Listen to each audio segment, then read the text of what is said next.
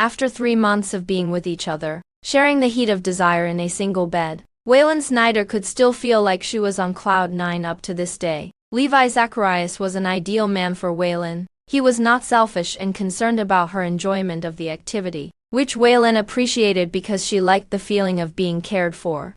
Levi's arm was wrapped around her waist, hugging her from behind as she lay on her side with her head on the pillow. Resting, Waylon attentively looked at his sturdy forearm and her tummy. His skin was pale, but that didn't obstruct her from knowing the strength his arms, which had wrapped around her waist many times, possessed. Down to Levi's hands, they never failed to take her breath away whenever she saw them. His hands were very manly, matched by his long fingers and well-defined knuckles. This hand that had once.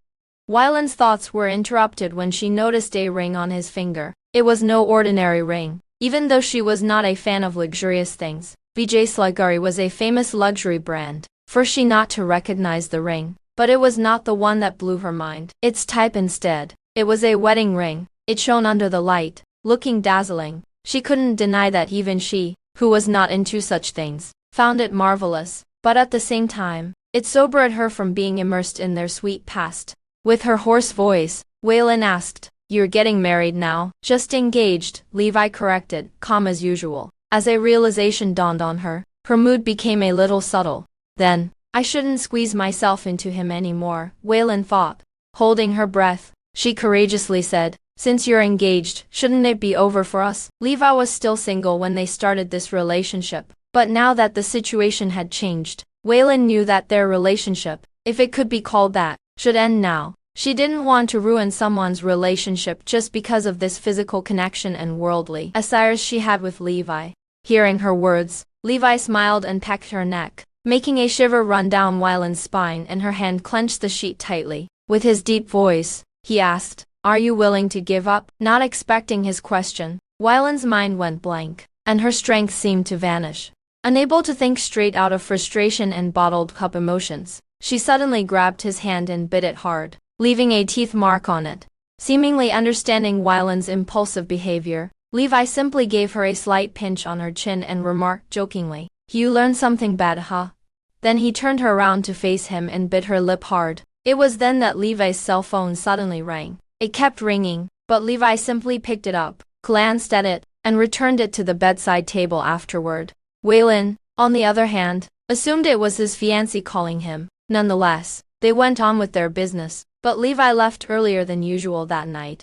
Alone in the room, Waylon was lying on the bed and couldn't help but think about the wedding ring on his finger. As it occupied her mind, she kept tossing and turning on her bed, but after a long moment, she finally came up with a big decision. She blocked Levi on Facebook. Upon doing so, a thorn seemed to be pulled out of her throat, allowing her to heave a sigh of relief and sleep tight. Levi, on the other hand, drove to Diagon Alley after leaving the hotel. On the road, his phone suddenly rang once again. It was Jad Zager, who had also called him repeatedly earlier. Levi answered the phone, and Jad immediately began reporting. "Where are you?"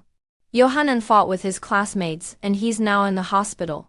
The doctor said his injuries were minor, but he kept crying in anger. As for his classmate, the kid has been taken to the police station, and I'll speak with his parents early tomorrow morning," Jad explained. As the latter spoke, the traffic light hit the red light, so Levi took the box of cigarettes and lighter from the storage compartment and lit one skillfully with one hand while holding his phone with the other. After Jad finished speaking, Levi puffed a cloud of smoke and flatly replied, "I see, you can deal with it." Instead of the end call tone, Levi heard Jad's voice again, this time asking, "By the way, how's your business?" "What business?"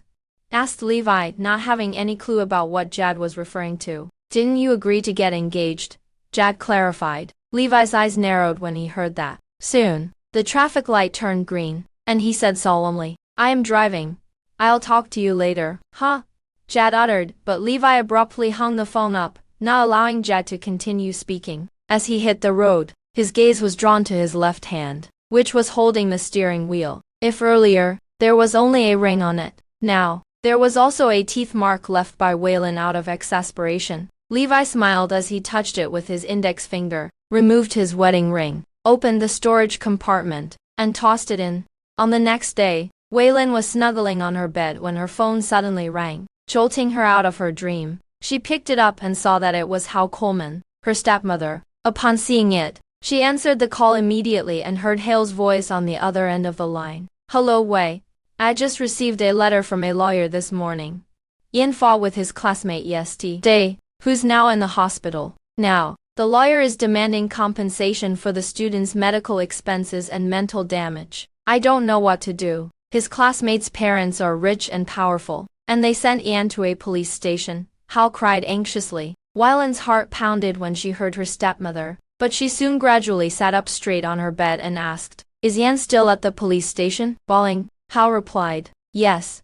Please bring him home Wei. Weilin took a deep breath to calm herself down, then said calmly, Don't worry, give me the lawyer's phone number, and I'll handle it. Weilin knew Yan Jensen well, and it was not in his nature to get into trouble, so she couldn't figure out what had happened. She got out of bed, anxious, but stepped into something. When she looked down, she noticed a pure black, high-quality necktie. She was sure it was Levi's.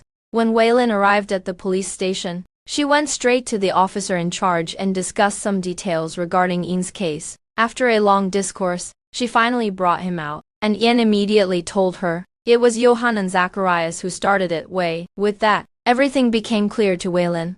As she promised her stepmother, she took Ian out of the police station and sent him home.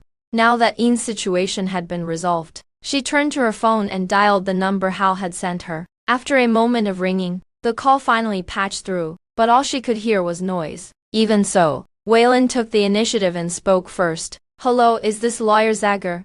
I am Ian's sister. I want to talk to you about the fight between the Twoboli children. Mr. Zacharias' luck seems to run out today. He keeps losing. Would you like to change into red pants? Are you wearing them? Weilin patiently listened to the different voices over the line, but after a long moment of waiting, she asked again, Lawyer Zager, are you there? After a while, the lawyer finally replied, Who's this? I am Ian's sister.